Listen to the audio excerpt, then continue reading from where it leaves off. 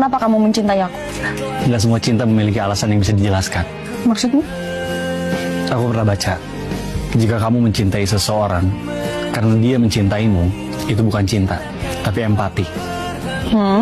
Jika kamu mencintai seseorang karena hartanya, itu juga bukan cinta, tapi hanya tertarik.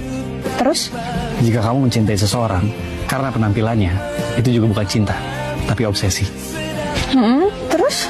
Jika kamu mencintai seseorang karena kebaikannya, itu juga bukan cinta, tapi hanya kagum. Apalagi? Jika kamu mencintai seseorang karena pandangan pertama, mungkin itu karena dipengaruhi oleh satu hal, gairah. Cinta kamu yang seperti apa?